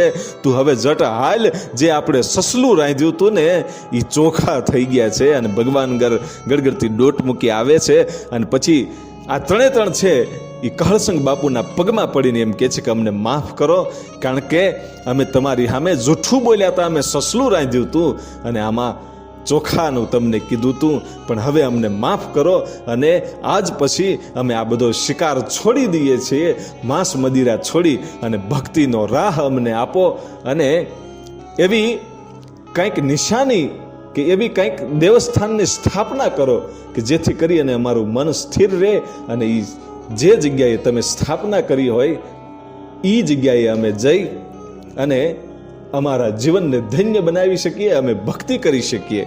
ત્યારે કહળસંગ બાપુ છે એ માધુભાના ફળિયામાં જે ગંગા સતીએ વાવેલો લીમડો હતો એ લીમડાના થડમાં હનુમાનજીની મૂર્તિની સ્થાપના કરે છે અને આજે પણ એ હનુમાનજીની મૂર્તિ એ રાજપરામાં છે, એ લીમડાની નીચે છે. એ લીમડો પણ માધુભાના ફળિયામાં હતો અને માધુભાના જ ફળિયામાં એ લીમડાના જ થડમાં હનુમાનજીની મૂર્તિની એમ કહેવાય છે કે કહળસંગ બાપુએ સ્થાપના કરી અને કીધું કે હવે તમે અહીંયા હનુમાનજીની પૂજા કરજો અને ભક્તિ કરજો. પછી કહળસંગ બાપુ છે એ પાછા સમઢિયાળા આવે છે અને પછી તો કહળસંગ બાપુ અને મા ગંગા સતીની ભક્તિની વાતો છે એ ગામો ગામ થવા માંડેલી. એમાં ગંગા સતીની જન્મભૂમિ રાજપરા અને રાજપરાની બાજુમાં આવેલું છે રાણપડા ગામ અને એ રાણપડા ગામમાં અમરાજી સરવૈયા અને એના ભાઈ ધીંગાજી સરવૈયા એ બંને ભાઈઓએ માં ગંગા સતી અને કહળસંગ બાપુને આમંત્રણ આપ્યું કે તમે અમારા આંગણે પધારો. અને કહળસંગ બાપુ અને માં ગંગા સતી છે એ રાણપડામાં આવે છે અને પછી તો ધામધૂમથી સામૈયા કર્યા અને અમરાજીની ડેલીએ ભગવાન રામદેવજી મહારાજની મંદિરની જ્યાં સ્થાપના કરી હતી અમરાજીએ, એ મંદિરે એમ કહેવાય છે કહળસંગ બાપુ અને માં ગંગામાં છે એ ગંગા સતી એમ કહેવાય છે કે દર્શન કરી અને પછી અમરાજી અને ધીંગાજી જે સરવૈયા છે એને એટલી બધી એમ કહેવાય છે કહળસંગ બાપુ અને ગંગા સતી ઉપર ભાવ હતો અને એને એટલું બધું માનતા થાય, એની ઉપર એટલી બધી શ્રદ્ધા હતી, એટલે પોતે માં ગંગા સતી અને કહળસંગ બાપુના ચરણ કમળોના જે છાપ હોય છે એ છાપ લીધી અને પછી એક એવો શિલાલેખ લખાવડાવ્યો કે એ દિવસ છે માં ગંગા સતી અને કહળસંગ બાપુ એના ઘેરે પધાર્યા, એની એક શિલાલેખ લખાવડાવ્યો. એ શિલાલેખનો પથ્થર આજે પણ એ રાણપડા ગામે છે. એટલા માટે આ યાદી રહી અને પછી માં ગંગા સતી અને કહળસંગ બાપુ છે એ પાછા સમઢિયાળામાં પોતાના આંગણે આવે છે અને ધીમે ધીમે સમય જતો જાય છે અને પછી 1886માં પોતાની મોટી દીકરી બાયરાજબા, એ બાયરાજમાના એમ કહેવાય છે કે સુરેન્દ્રનગર જિલ્લાના લખતર તાલુકાના દેવળિયા ગામે પરબતસિંહ રાણાની સાથે લગ્ન થયા. મોટી દીકરી એમ કહેવાય છે કે એના લગ્ન થયા પછી એક ઘટના એવી બને છે કે દીકરી બા સમઢિયાળામાં પિયર આવેલા અને પિયરથી જ્યારે પાછા સાસરે જતા હતા એ બળદગાડામાં બેસી અને જતા હતા. એમ કરતા કરતા બરાબર દિવસ 8મો અને બે ગામની વચ્ચે એ ગાડું છે, ગાડામાં કંઈક ખોટકો આવ્યો અને ગાડું ચાલતું બંધ થઈ ગયું અને ગાડું ચાલતું બંધ થઈ ગયું એટલે બરાબર દી આથમું છે ને અંધારું થતું જાય છે. અને એવે વખતે દીકરી બાયરાજબા છે એ પોતાના પિતા ભગત બાપુને યાદ કરે છે, કહળસંગ બાપુને યાદ કરે છે અને એમ કહે છે કે બાપુ વારું કરવા વહેલો આવજો, તું નોધારાનો આધાર છો, તું આવજે, એ પ્રાર્થના કરી. અને એવે જ વખતે જે રસ્તે એક પણ માણસ ન હાલે એવા રસ્તેથી આ બળદગાડું એમ કહેવાય છે કે બંધ પડ્યું હતું, ખોટકાણું હતું. અને જે જગ્યાએ માણસની આવર જાવર ન હોય એવી જગ્યાએ એક સુથાર છે એ પોતાના દરેક ઓજારોની સાથે ત્યાંથી નીકળ્યો અને પૂછ્યું કે બાપા વેલડું કેમ ઊભું છે, અને કીધું કે કંઈક ખરાબી આવી છે. ત્યારે બધા જ ઓજારો લઈ અને ગાડાને એમ કહેવાય છે કે સારું કરી દે છે અને ગાડું ચાલતું થઈ ગયું. અને પછી જ્યારે પાછળ નજર કરી ત્યારે એ સુથાર છે એ ક્યાંય દેખાણો નહીં. એટલે બાઈ રાજબાઈમાં એ નક્કી કરી નાખ્યું કે આ મારો બાપ કહળસંગ જ હોય, એ બીજો કોઈ ન હોય, એ બીજા રૂપમાં કહળસંગ બાપુ છે. એ ગાડું એમ કહેવાય છે કે અહીંયા દીકરીએ જ્યારે યાદ કર્યા એટલે તરત જ એ સુથારનું રૂપ લઈ અને કહળસંગ બાપુ છે એ ગાડું હારું કરી ગયા હતા. દીકરીને અધવચ્ચે ક્યાંય ઊભું ન રહેવું પડે એટલા માટે પોતાને મળેલી સિદ્ધિનો ઉપયોગ કરી પોતાની ભક્તિથી એમ કહેવાય છે કે આ બીજું રૂપ ધારણ કરી અને પોતાની દીકરીની વાર કરી. પછી સમય જતા રાણપડા ગામના જે અમરાજી સરવૈયા છે એ પોતે રાજપરા ગામમાં રહેવા આવે છે. અને રાજપરા ગામમાં રહેવા આવ્યા પછી એકવાર કહળસંગ બાપુ છે એ રાજપરામાં જાય છે. અને એ વખતે અમરાજી છે એ કહળસંગ બાપુને પગે લાગી અને એમ કહે છે કે તમે જ્યારે જાઓ ત્યારે મને કંઈક પ્રસાદી રૂપે આપતા જજો. અને એ વખતે જ્યારે ભગત બાપુ છે કહળસંગ બાપુ ત્યાંથી નીકળે છે એ વખતે શીશમની છડી જે પોતાની પાસે હતી એ અને એક માળા છે એ પ્રસાદી રૂપે અમરાજીને આપી અને એ અમરાજીએ એને સાચવી રાખી. અને આજે પણ એ રાજપરા ગામમાં એ છડી અને એ માળા હાલમાં છે. કદાચ માળામાં ફેરફાર થઈ શક્યો હોવાની શંકા પુસ્તકમાં લખેલું છે, પણ છડી એ જ છે શીશમની કે જે અમરાજીને કહળસંગ બાપુએ આપેલી. અને પછી કહળસંગ બાપુ છે એ પાછા સમઢિયાળામાં આવે છે. પછી એક ઘટના એવી બને છે કે કહળસંગ બાપુ છે એ સવારના પોરમાં કાળુભાર નદીમાંથી સ્નાન કરી અને હાલ્યા આવે છે. અને એક ભીમાભાઈ ભરવાડ, અને એ ભરવાડની એક ગાય છે એ તડફડી અને મરી ગઈ. અને જોતાની સાથે કહળસંગ બાપુ છે ને એનું હૃદય છે દ્રવી જાય છે. અને પછી ગાયને સજીવન કરે છે. ગાયને સજીવન કરી અને એ પછી એક દરબાર જેનું નામ છે બેચરજી ગોહિલ, એ ગાયને પણ કહળસંગ બાપુએ સજીવન કરેલી. અને પછી તો માણસોનો બહુ આવરો જાવરો વધી ગયો ભાઈ. કારણ કે આવા પરચાઓની જ્યારે માણસોને ખબર પડે ત્યારે કહળસંગ બાપુના દર્શન કરવા માટે લોકો છે એ ઉમટી પડતું અને ગામો ગામ કહળસંગ બાપુના અને માં ગંગા સતીના એમ કહેવાય છે કે ડંકા વાગતા જાય છે. અને પછી એક વખતની ઘટના એવી બને છે કે વલભીપુરમાં વાઘસ્વામીએ કોયા ભગતની જગ્યાની સ્થાપના કરી. એ પછી પોતાના ગુરુભાઈ જે છે વાઘસ્વામીના ગુરુભાઈ જીવરાજ મહારાજ એ જ્યારે દેવલોક પામ્યા ત્યારે એની પાછળ સંત મેળો કરવામાં આવ્યો. અને દરેક સંતોને એમ કહેવાય છે કે આમંત્રણ આપવામાં આવ્યા અને કંકોત્રીઓ લખવામાં આવી. ત્યારે સમઢિયાળાના માર્ગી સાધુ જે હતા એમને પણ કંકોત્રી લખવામાં આવી, પણ એક કંકોત્રી કહળસંગ ભગતને ન લખવામાં આવી. કહળસંગ ભગતને કંકોત્રી ન આપી. એટલે કોઈ ભગતે પૂછ્યું વાઘસ્વામીને કે બાપુ કહળસંગ ભગતને તમે કંકોત્રી કેમ ન આપી? કે કહળસંગ ભગત છે ને એ તો મને વારંવાર એમ કહે છે કે બાપુ હું તો તમારો બાળક છું, હું તો તમારા ચરણે શોભું. એટલે એ મને બાપ માને છે. એટલે કોઈ દી બાપ હોય ને એ પોતાના દીકરાને આમંત્રણ ન આપે અને દીકરાને કંકોત્રી ન લખવાની હોય, એ તો એની રીતે આવી જશે, એ મને વિશ્વાસ છે. વાઘસ્વામીએ આવું કીધું. અને પછી જ્યારે સમય આવ્યો અને સંતનો મેળો જામ્યો, બધાય સંતો છે એ વલભીપુરમાં પધાર્યા. અને એ વખતે કહળસંગ બાપુ છે ને એ પણ એમ કહેવાય છે કે ધીમે ધીમે સમઢિયાળીથી ચાલતા થયા. પણ એ તો ચાલીને આવતા હતા. આ બધા સંતો છે એ તો આવી ગયેલા. અને સંતો આવ્યા અને સંતો કહે છે કે હવે સામૈયાની કેટલીક વાર છે. એટલે વાઘ સ્વામીને એના ભક્તો પૂછવા જાય કે બાપુ આ સંતો ઉતાવળા થાય છે, હવે ક્યારે સામૈયા કરવા છે?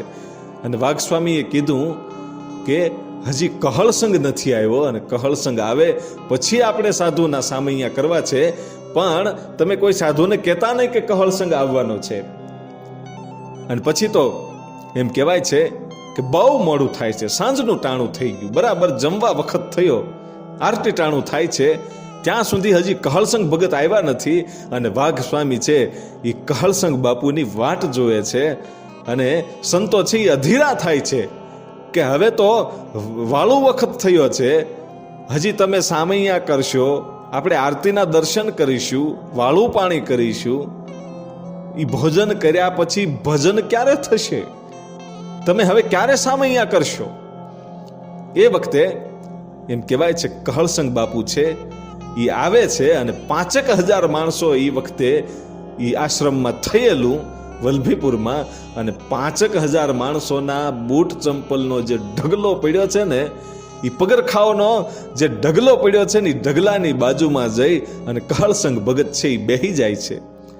જોજો, માન અને અપમાન શું કહેવાય ઈ પોતાના દિલમાં ક્યારેય રાખ્યું નથી, અને એને જ સાચા સંતો કહેવાય કે માન શું કે અપમાન શું એને કાંઈ લેવા દેવા ન હોય. અને કહળસંગ બાપુ છે એ પગરખાના ઢગલા પાસે બેહી ગયા, અને કોઈ સેવકે સૂચના આપી વાઘ સ્વામીને કહળસંગ ભગત આવી ગયા છે, એટલે તરત સામૈયું લઈ અને એમ કહેવાય છે કે વાઘ સ્વામી આવે છે અને જુએ છે, અને એમ લાગ્યું કે કહળસંગ ભગત છે એ તો પવિત્ર માણસ છે, યોગી માણસ છે, પણ એની અંદર માન અપમાન કે એવું કંઈક છે કે નહીં?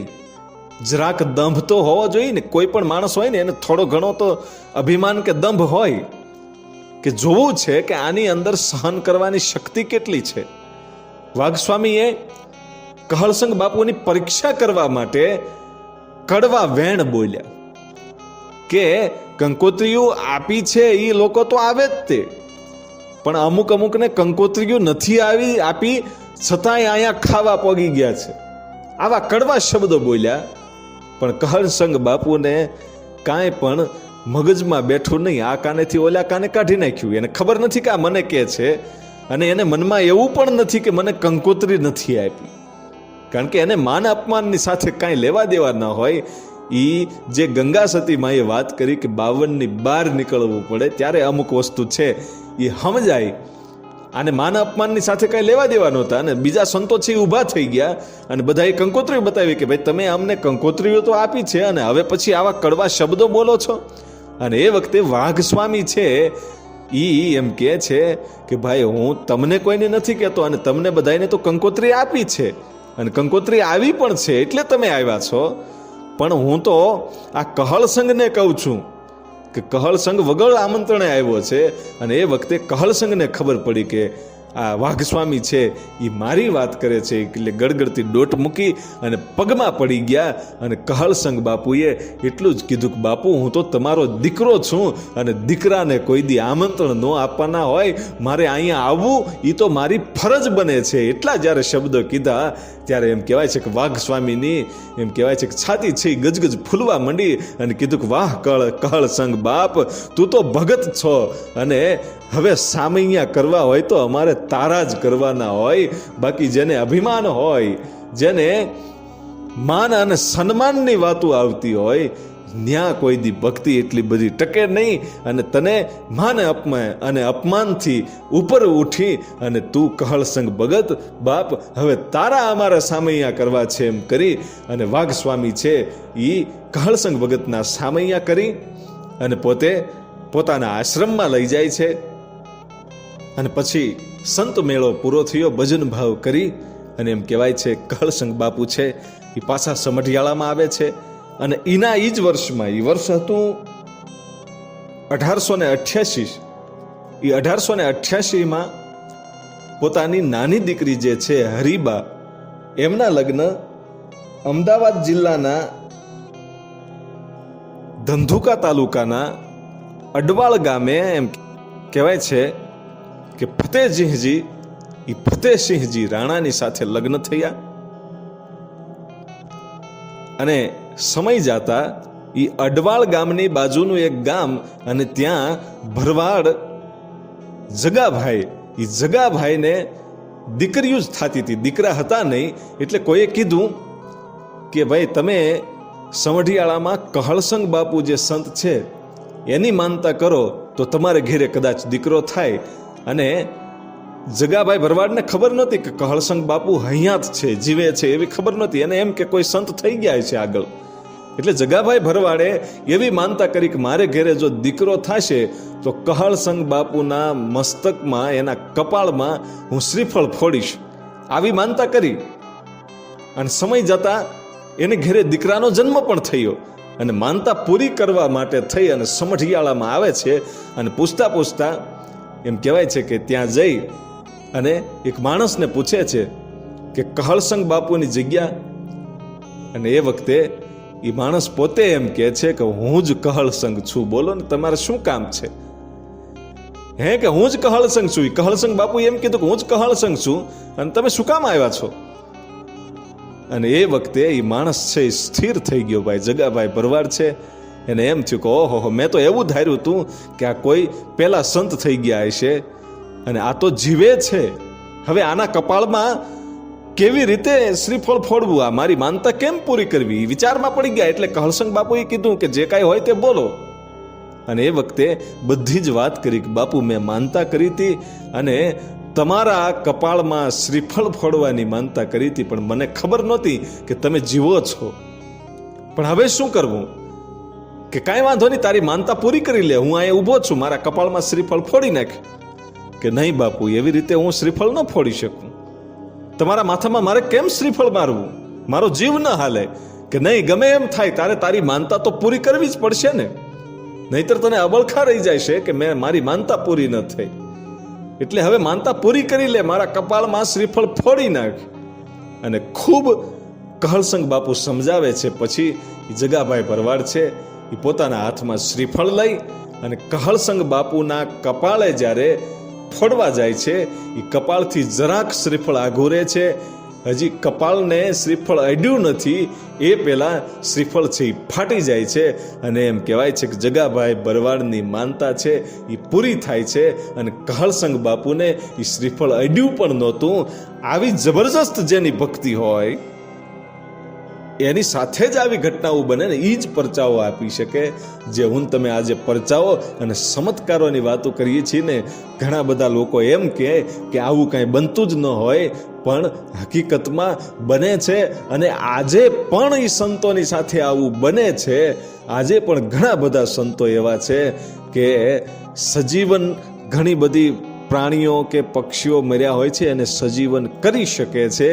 આજે પણ એવી ઘટનાઓ બને છે. અને પછી એક ઘટના ભાવનગરમાં બને છે કે ભાવનગરના વડવા વિસ્તારમાં જાડેજાની ડેલીએ કૂવો ગાળવામાં આવ્યો હતો. ત્યાં બધાને પાણીની અગવડતા ખૂબ હતી, એટલે કૂવો ગાળ્યો પણ એમાં પાણી ન આવ્યું. અને પછી લોકો છે એ કહળસંગ બાપુને સમઢિયાળેથી તેડી આવ્યા અને વાત કરી કે આ કૂવામાં પાણી નથી થયું, અમારે પાણીની બહુ અગવડતા પડે છે. અને એ વખતે કહળસંગ બાપુએ ત્રાંબાનો લોટો મંગાવ્યો અને એમાં પાણી ભરી અને એ લોટાથી એ કૂવાની અંદર એમ કહેવાય છે કે પાણીની ધાર કરી. અને ધીમે ધીમે થોડોક જ સમય ગયો. હજી તો બધા જોવે ન જોવે એ પેલા કૂવો છે એ આખો પાણીથી છલકાઈ ગયો. અને આજે પણ એ કૂવામાં હજી છલોછલ પાણી ભરેલું છે.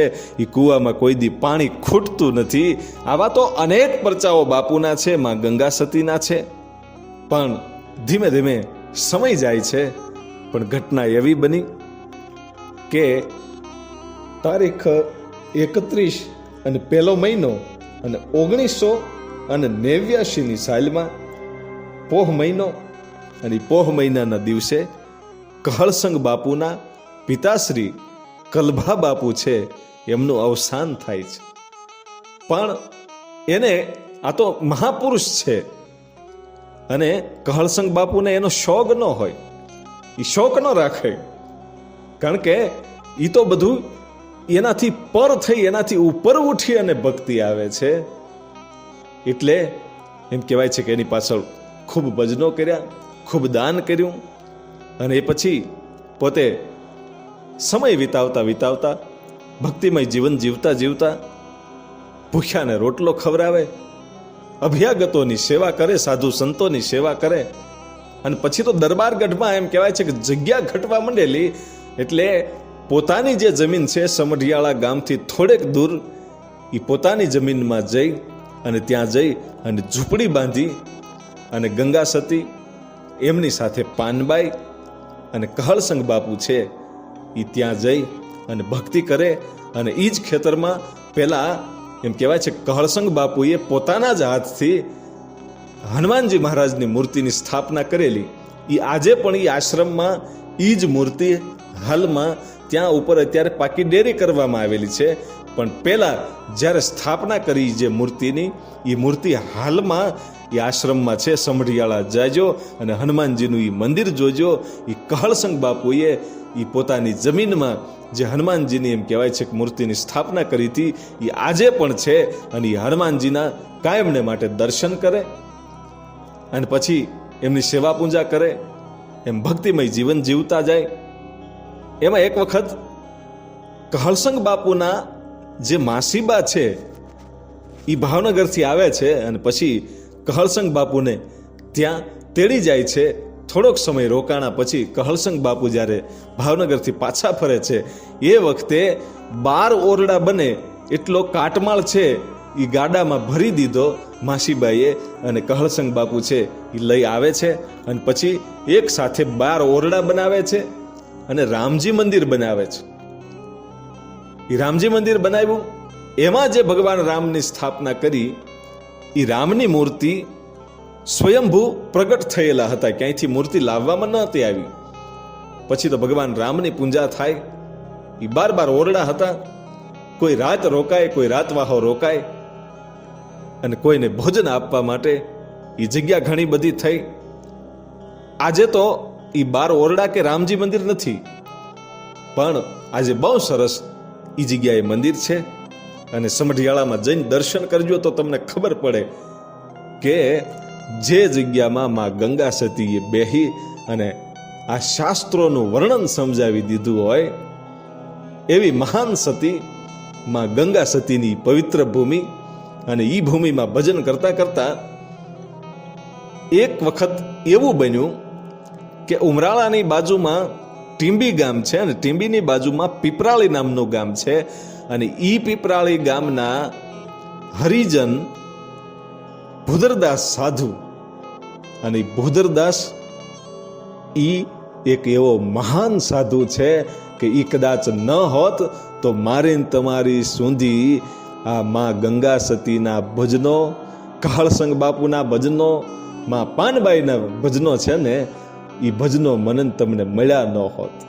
શું કામ કે પીપરાળીના ભૂદરદાસ જે સાધુ છે એ ભિક્ષાવૃત્તિ કરવા માટે ગામો ગામ જાતા અને ગામો ગામની સીમુમાં ખેતરમાં જાતા અને ખેતરમાં જે જગ્યાએ શિસોડા ચાલતા હોય એ જગ્યાએ જઈ અને એક તારો લઈ અને ભજનો ગાતા.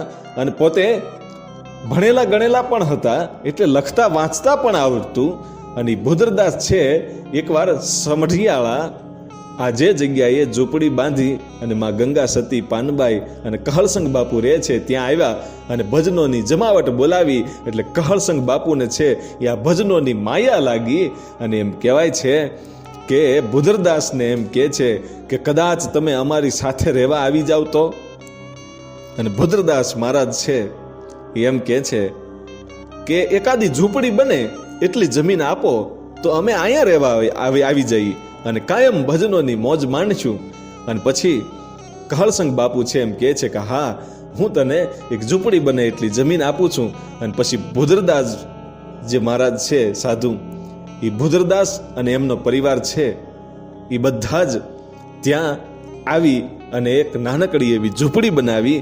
અને પછી તો કાયમ એમ કહેવાય છે કે ભજનોની થોર બોલે. અને ભૂદરદાસ છે ઈ ભણેલા હતા, લખતા વાંચતા આવડતું હતું, એટલે માં ગંગા સતી જે કાંઈ ભજનો બોલે, માં કહળસંગ જે કાંઈ ભજનો બોલે, એ ભજનો છે એ પોતે લખી લેતા હતા. ભૂદરદાસજી છે એ પોતે લખી લેતા. અને પછી જ્યારે જ્યારે ગામના સીમાડે એમ કહેવાય છે કે સીમુમાં અને ગામમાં ભિક્ષાવૃત્તિ કરવા માટે જાય ત્યારે આ ગંગા સતી અને કહળસંગ બાપુના ભજનો ગાય. આવી રીતે ગામની અંદર એમ કહેવાય છે કે ભુદરદાસે ગંગા સતીના ભજનો ગાયા, કહળસંગ બાપુના ભજનો ગાયા અને ભજનો ખૂબ પ્રખ્યાત થયા. અને એમ કરતા કરતા આખા ગુજરાતની અંદર એ વખતે ભુદરદાસે એમ કહેવાય છે કે આ ભજનોને પ્રખ્યાત કર્યા હતા. અને આજે પણ 52 ભજનો જે ગંગા સતીના છે એ તમે સાંભળો એટલે મજા જ આવ્યા કરે. અને એકનું એક ભજન કદાચ તમે 1000 વાર સાંભળો ને તો કોઈ દિવસ કંટાળો ન ચડે. એવી મહાકાવિત્રી માં ગંગા સતીના ભજનોને જીવંત રાખવામાં મોટામાં મોટો ફાળો એ ભુદરદાસજીનો હતો. અને ભુદરદાસજી છે એ પછી તો ત્યાં રહે છે. એમ કરતા કરતા સમય જતો જાય છે અને ભુદરદાસજી છે એ જે કાંઈ ઘટનાઓ બને, જે કાંઈ પરચાઓ બન્યા હોય, જે કાંઈ જીવનની અંદર માં ગંગા સતીનું જીવન ચરિત્ર અને કહળસંગ બાપુનું અને પાનબાઈ સાથે જે કાંઈ ઘટનાઓ બને અને જે કાંઈ જીવન ચરિત્રમાં જે કાંઈ ભક્તિની વાતો આવી હોય એ બધું જ લખી લે. બધાય પરચાઓ પણ લખી લીધા. એમ કરતા કરતા એક દિવસ સવારે સૂરજનારાયણ હજી ઉગવાની તૈયારી કરે છે અને એ વખતે કાળુભાર નદીમાં સ્નાન કરી અને કહળસંગ બાપુ છે એ ધીમે ધીમે હાલ્યા આવે છે. એમાં એક ગામના જીવાભાઈ પટેલ અને જીવાભાઈ પટેલની ગાયને સર્પદંશ થયો અને ગાય મરી ગયેલી અને માણસો છે એ ગાયને ફેંકવા માટે જતા હતા એ ગાયનો મૃતદેહ લઈ. અને એમાં સામે કહળસંગ બાપુ મળે છે અને આ બરાબર આવી ઘટના બનવી. કહળસંગ બાપુને આવવું અને જે ગાયનો મૃતદેહ છે એ લઈ અને લોકો હાલ્યા આવે છે અને ગામનો જે ચોરો છે ત્યાંથી ચોખ્ખું આ બધું દેખાય. અને ચોરેથી એક માણસ છે એ કહળસંગ બાપુ સાંભળે એવી રીતે અમુક કટાક્ષ શબ્દોમાં એવું કીધું.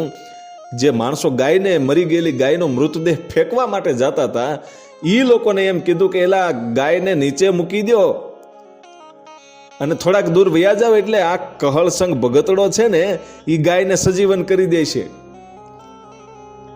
આટલા શબ્દો કહળસંગ બાપુએ જ્યારે સાંભળ્યા ત્યારે એને એમ લાગ્યું કે આજ મારી ભક્તિની લાજ જશે.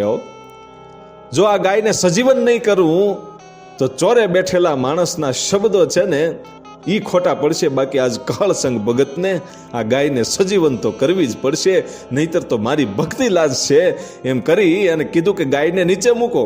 એ માણસોએ ગાયને નીચે મૂકી અને કીધું કે થોડાક દૂર વૈયા જાઓ.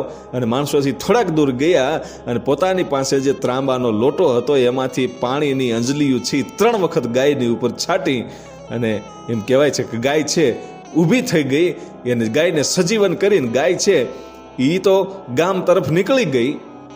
અને ચોરે બેઠેલા કટાક્ષ કરવાવાળા, શબ્દો કરવાવાળા, બોલવાવાળો એ માણસ છે એ નીચું જોઈ ગયો અને ભૂંડો લાગ્યો. અને પછી તો કહળસંગ બાપુ છે એ મનમાં વિચારતા વિચારતા એકદમ ઉતાવળા પગલે પોતાના આશ્રમે જાય છે. અને એ વખતે માં ગંગા સતી છે ને એટલું કહે છે કે ભગત કે હા કે બહુ ઉતાવળ કરી નાખી હોય એવું નથી લાગતું? કે બહુ ઉતાવળ કરી નાખી હોય એવું નથી લાગતું?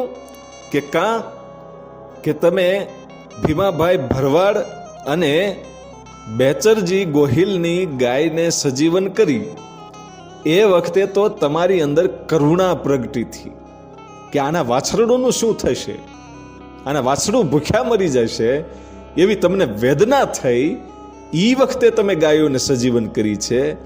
પણ આ ગાયને તમે જે આ પટેલની ગાયને અત્યારે સજીવન કરીને આવ્યા છો ને એ કોઈ હૃદયમાં તમારી અંદર ભાવના પ્રગટ નહોતી થઈ, પણ તમને અહમ આવ્યો તો તમારી ભક્તિ ઉપર કે આ ગાયને સજીવન તો કરવું. કારણ કે ચોરે બેઠેલા માણસના કટાક્ષ શબ્દો સાંભળી અને તમને અહમ આવ્યો અને એ ગાયને તમે સજીવન કરી. એ તમે ઉતાવળ કરી નાખી છે, તમે ભક્તિમાં અહમ કર્યો છે. એ અહમ કોઈ દિવસ કરાય નહીં. માં ગંગા સતી એમ કે છે. અને એ વખતે કહળસંગ બાપુ છે એમ કહે છે કે મારે હવે એકાંતમાં જઈ અને 3 દિવસ પ્રભુની વિનંતી કરી અને પ્રભુને પૂછવું છે કે હવે મારે શું નિર્ણય લેવો. જે મેં અહમ કર્યો છે, જે મને અહંકાર આવ્યો છે મારી ભક્તિ ઉપર, મારી શક્તિ ઉપર, એનું નિવારણ તો કંઈક કરવું પડશે ને, એ પાપનું પ્રાયશ્ચિત તો કરવું પડશે ને. એમ કહી અને પછી 3 દિવસ સુધી એમ કહેવાય છે કે એકાંતમાં જઈ અને પ્રભુ ભક્તિ કર્યા પછી પાછા આવી અને ગંગા સતીને કહળસંગ બાપુ છે એમ કહે છે કે હવે મેં નિર્ણય લઈ લીધો છે. હે કે આ પાપના પ્રાયશ્ચિત માટે શું કરવું જોઈએ મેં નિર્ણય લઈ લીધો છે. કે કેમ, શું નિર્ણય લીધો? કે હવે મારે આ દેહને ત્યાગી દેવો છે. હે કે આ દેહને ત્યાગી દેવો છે. ને માં ગંગા સતીને કોઈ નવી વાત ન લાગી, કારણ કે જીવન અને મરણ તો ઈશ્વરના હાથમાં હોય છે. એ તો બધું એને છોપી દીધેલું હોય છે અને સંતોને મરવા સાથે શું લેવા દેવા, એને તો શરીર છોડવાની વાત આવે. અને ગંગા સતીએ કીધું કે કાંઈ વાંધો નહીં, શરીર છોડો તો જ આ અહંકારનો નાશ પામે, અને શરીર જરૂરથી છોડવું જ જોઈએ. અને તમે શરીર છોડો એટલે હવે હું પણ તમારી સાથે મારા શરીરને, મારા દેહનો ત્યાગ કરીશ. અને એ વખતે માં પાનબાઈ છે ને એ ગડગડતી ડોટ મૂકી અને પગમાં પડે છે માં, અને એમ કહે છે કે માં, બાઈજી, તમે પણ બાપુની સાથે જતા રહેશો તો મારું કોણ, મારું શું થશે? અને એ વખતે એ વાત મેં ધ્યાનમાં રાખી, એ વાતને ધ્યાનમાં રાખી અને કહળસંગ બાપુ છે એ માં ગંગા સતીને એમ કહે છે કે પાનબાઈની વાત બરાબર છે. પાનબાઈ અત્યાર સુધી આપણી ભક્તિ કરી છે, આપણી સેવા કરી છે, અને એ કોઈ સામાન્ય નથી. એણે પણ આપણી જેટલી જ ભક્તિ કરી છે, એને પણ આપણી જેટલી જ સિદ્ધિઓ પ્રાપ્ત કરી છે, પણ એણે આપણા કરતા સેવા વધારે કરી છે. એ પણ મહાન છે, પણ એને હજી પૂર્ણતા નથી. એને હવે તમારે પૂર્ણતા પ્રાપ્ત કરાવવી પડશે. પાનબાઈ જ્યાં સુધી પૂર્ણતા પ્રાપ્ત ન કરે ત્યાં સુધી એને અધવચ્ચે મેલી અને આવી રીતે જતું ન રહેવાય. ગંગા સતીને કહળસંગ બાપુ એમ કહે છે કે હું જાઉં અને તમે રોકાઈ જાઓ, તમે પાનબાઈને પૂર્ણતા પ્રાપ્ત કરાવો. અને એ વખતે ગંગા સતી છે પોતાના પતિના શબ્દોને માન આપી, એની આજ્ઞાને માન આપી અને એમ કહે છે કે કાંઈ વાંધો નહીં, તમે દેહનો ત્યાગ કરી દેજો. મારે ને તમારે જે જુદાઈ થાય છે એ જુદાઈને હું સહન નહીં કરી શકું, પણ પાનબાઈને પૂર્ણતા પ્રાપ્ત કરાવવા માટે, ઈશ્વરના દર્શન કરાવવા માટે હું મારા શરીરને ત્યાં સુધી લંબાવું છું. અને હવે જોવાનું છે કે પાનબાઈ કેટલા સમયમાં પૂર્ણતા પ્રાપ્ત કરે છે. એવો વિચાર કર્યો અને પછી પોતાના પતિને વચન આપ્યું કે જ્યાં સુધી પાનબાઈ છે એ પૂર્ણતા પ્રાપ્ત નહીં કરે ત્યાં સુધી હું દેહનો ત્યાગ નહીં કરું. આવું વચન આપી અને પછી એમ કહેવાય છે કે સમઢિયાળાથી રાજપરા ગામે સંદેશો મોકલવામાં આવ્યો કે પોષ સુદ પૂનમના દિવસે એમ કહેવાય છે કે કહળસંગ બાપુ છે એ દેહનો ત્યાગ કરવાના છે, અને રાજપરાથી તમે બધાએ આવજો અને મારા દેહને, કહળસંગ બાપુના દેહને તમે સમાધિ આપજો. આવી વાત થઈ અને પછી પોતાની દીકરીઓને પણ સંદેશો મોકલવામાં આવ્યો અને આજુબાજુના ગામડાઓ અને આજુબાજુના જે મહાપુરુષો સંતો છે એ બધાને કહેવામાં આવ્યું. અને પછી જ્યારે સમય આવ્યો ત્યારે પૂનમના દિવસે સવારે વહેલી સવારે સ્નાન કરી અને મા ભગવતી ગંગા સતી છે એ પોતાના પતિ કહળસંગ બાપુનું એમ કહેવાય છે કે જમણા પગનો અંગૂઠો ધોઈ અને છેલ્લું શરણામૃત લે છે, કારણ કે પોતાનો પતિ છે હવે તો દેહ ત્યાગ કરવાનો છે, પણ એને કોઈ શોક નથી, એને કોઈ દુઃખ નથી, કારણ કે સંતો તો ખોળિયા બદલાવે છે. એટલા માટે ગંગા સતી છેલ્લું શરણામૃત લીધું અને પછી જે સ્થાન કહળસંગ બાપુએ નક્કી કર્યું હતું એ જગ્યાએ જઈ આસન પાથરી અને એમ કહેવાય છે પદ્માસન લગાવી અને ઓમ ઓમના નાદ કરી અને પોતાના દેહને ત્યાગ્યો.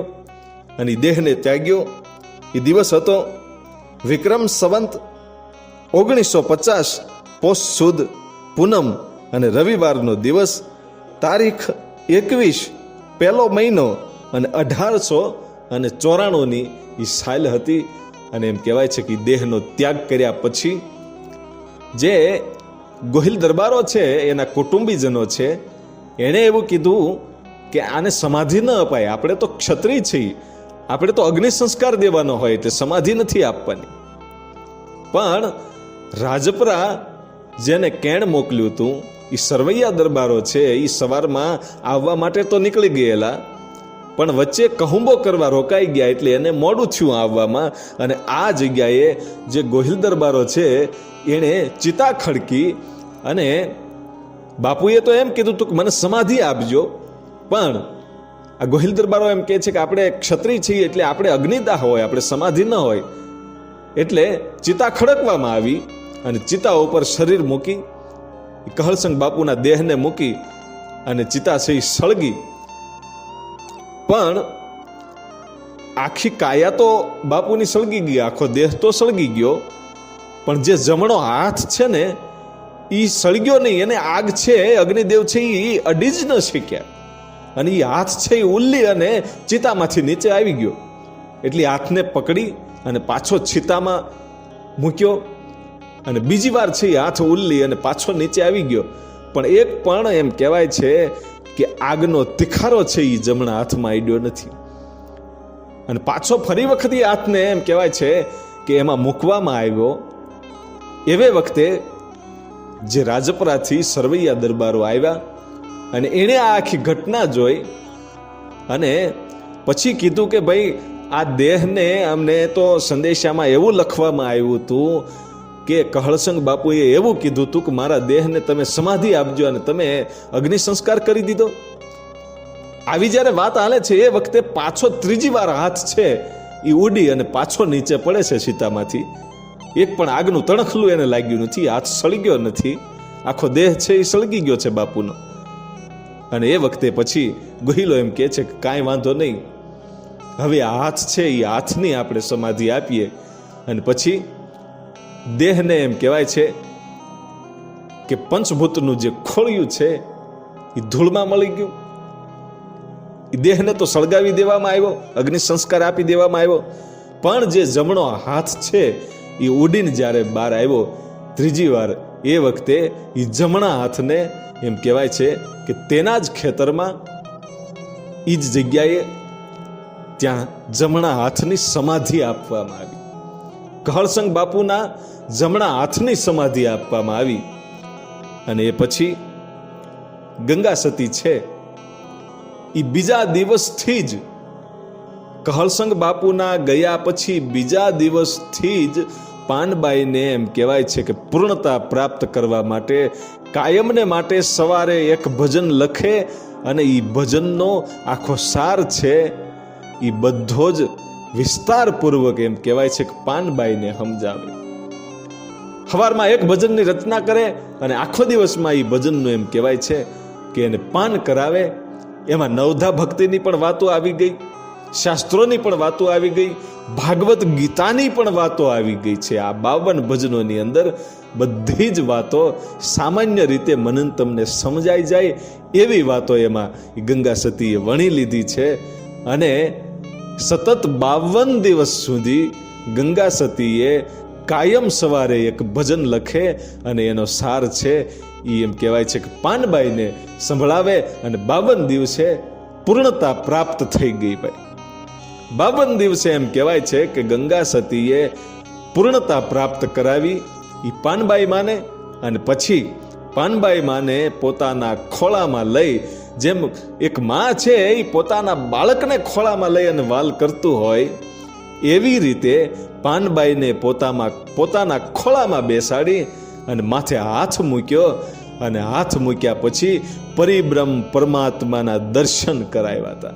પાનબાઈને સાક્ષાત ઈશ્વરને એમ કહેવાય છે કે ભેટો કરાવ્યો, એના દર્શન કરાવ્યા. એટલે પછી તો એમ કહેવાય છે કે નક્કી કર્યું કે પાનબાઈ તો પૂર્ણ પ્રાપ્ત થઈ ગયા છે, એને પૂર્ણતા પ્રાપ્ત થઈ ગઈ. એટલે હવે આગળ સમય વ્યતીત ન કરતા હવે મારે મારા દેહનો ત્યાગ કરવો છે. અને પછી બધાને વાત કરી કે હવે મારે મારા દેહનો ત્યાગ કરવો છે. ત્યારે કુટુંબીજનો છે, ગોહિલ પરિવાર છે, એ બધા એમ કહે છે કે માતાજી રોકાઈ જાવ તો સારું, કે નહીં હવે તો મારે બહુ વેગળું થતું જાય છે. એ વખતે નક્કી કર્યું કે જે સ્થાન નક્કી કર્યું છે એ જગ્યાએ જઈ અને પોતે આસન ઉપર બેસી અને પ્રભુનું નામ લેતા લેતા પોતાના દેહનો ત્યાગ કર્યો. એ દિવસ હતો વિક્રમ સંવત 1950 ફાગણ સુદ 8મ અને ગુરુવાર તારીખ 15 ત્રીજો મહિનો અને 1894ની સાલ. એ દિવસે માં ગંગા સતીએ પોતાના દેહનો ત્યાગ કર્યો. ગોહિલ પરિવારે મળી અને દેહને અગ્નિ સંસ્કાર આપ્યા. પછી પાનબાઈને થોડુંક દુઃખ થયું અને પછી પૂર્ણતા પ્રાપ્ત હતી એટલે દુઃખને છોડી અને પછી માં ગંગા સતીને વિદાય લીધા. પછી પાનબાઈએ ભજન પણ લખ્યું અને એ ભજન તમને મળી જશે. અને એ ભજનોની 52 જે ભજનો છે એ કહળસંગ બાપુના જે ભજનો છે એ અને પાનબાઈના જે ભજનો છે એ બધા જ ભજનો તમને ગંગા સતી પાનબાઈનું જે પુસ્તક છે એ મજબૂત સિંહ જાડેજાએ જે પુસ્તક લખેલું છે એ પુસ્તક અત્યારે સમઢિયાળા જગ્યામાં હાજર છે, મળે છે. ત્યાં જઈને તમે વાંચજો, એને લેજો. અને એમાં ખૂબ બધા ભજનો છે અને સંપૂર્ણ સચોટ સાચો ઇતિહાસ આ પુસ્તકમાં તમામ આપેલો છે. એટલા માટે તમે એ જગ્યાએ એમાં જાજો અને એ પુસ્તકને વાંચજો. એમાં 52 ભજનો પણ લખવામાં આવેલા છે. કહળસંગ બાપુના બધા ભજનો છે અને પાનબાઈના પણ બધા જ ભજનો છે. અને પછી માં ગંગા સતીના ગયા પછી પાનબાઈને એકલું લાગતું હતું એટલે 3 દિવસ સુધી પછી રહ્યા છે. અને 3જા દિવસ સુધી કાયમ સવારે એક ભજન લખે છે. 3 ભજનો લખ્યા 3 દિવસના. અને 4થા દિવસે પોતે નક્કી કર્યું કે હવે મારે પણ આ દેહનો ત્યાગ કરવો છે. અને પછી પાનબાઈ છે એ માં ગંગા સતીના ગયા પછી 4થા દિવસે સવારે એ પણ પોતે એમ કહેવાય છે કે દેહનો ત્યાગ કરે છે. અને પછી પાનબાઈએ દેહ ત્યાગ કર્યો. એ દિવસ હતો વિક્રમ સંવત 1950 ફાગણ સુદ 13 ને સોમવાર તારીખ 19 ત્રીજો મહિનો અને 1894ની સાલ. ત્યારે માં પાનબાઈએ પણ પોતાના દેહને એમ કહેવાય છે કે ત્યાગ કર્યા પછી સમય ગયો. અને વાત હવે એ આવે છે કે માં ગંગા સતીએ એમના 2 ભજનોમાં ભવિષ્યવાણીઓ પણ કરેલી છે. પણ આપણો ઇતિહાસ અને આપણો આ જે વિડીયો છે ખૂબ લાંબો થવાના કારણે આપણે એ આમાં મૂકી શકતા નથી.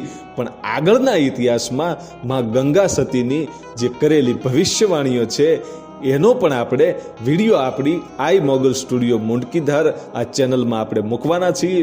લોક સાહિત્યકાર લાખાભાઈ રબારી. અને એક વાત જે અધૂરી છે એ હું હવે તમને કહું છું કે જે ભૂદરજી સાધુ હતા અને જેણે ગંગા સતી માં પાનબાઈના અને કહળસંગ ભગતના જે ભજનો લખ્યા હતા એનું બહુ મોટું પુસ્તક એની પાસે બન્યું હતું.